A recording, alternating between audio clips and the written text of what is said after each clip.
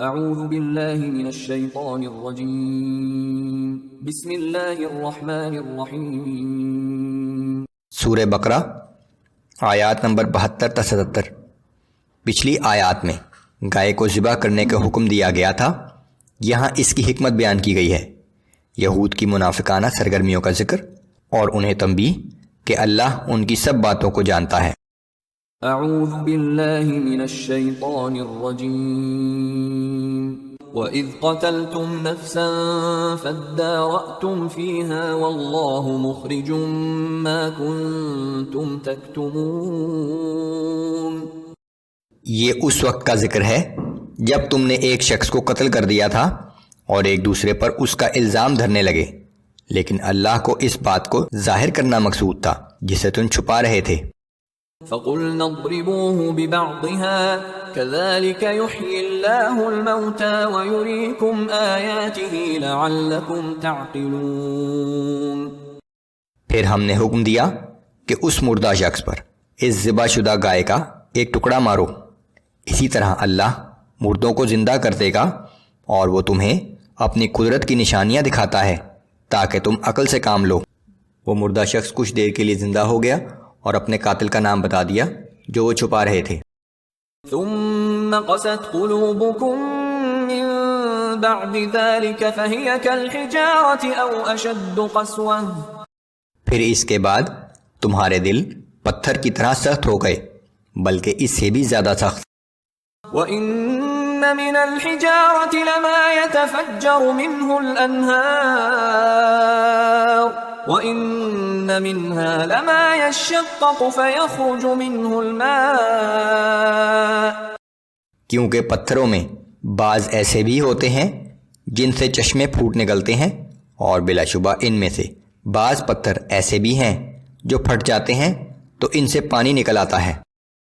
وَإِنَّ مِنْهَا لَمَا يَهْبِطُ مِنْ خَشْيَةِ اللَّهِ وَمَا اللَّهُ بِغَافِلٍ عَمَّا تَعْمَلُونَ۔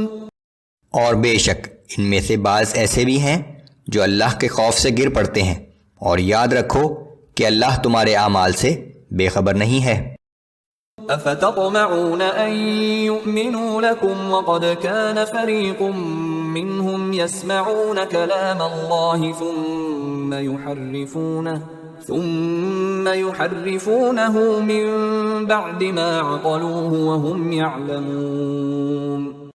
اے مسلمانوں، کیا تم اب بھی یہ توقع رکھتے ہو کہ یہ لوگ تمہارے کہنے سے ایمان لے آئیں گے، جبکہ ان میں سے بعض لوگ ایسے بھی تھے کہ اللہ کا کلام یعنی تورات سنتے، پھر اسے اچھی طرح سمجھنے کے بعد اس میں تحریف کر دیتے تھے، حالانکہ وہ اس کام کی برائی کو خوب جانتے تھے۔ وَإِذَا لَقُوا الَّذِينَ آمَنُوا قَالُوا آمَنَّا وَإِذَا خَلَا بَعْضُهُمْ إِلَى بَعْضٍ قَالُوا أَتُحَدِّثُونَهُم بِمَا فَتَحَ اللَّهُ عَلَيْكُمْ لِيُحَاجُّوكُم بِهِ عِندَ رَبِّكُمْ أَفَلَا تَعْقِلُونَ۔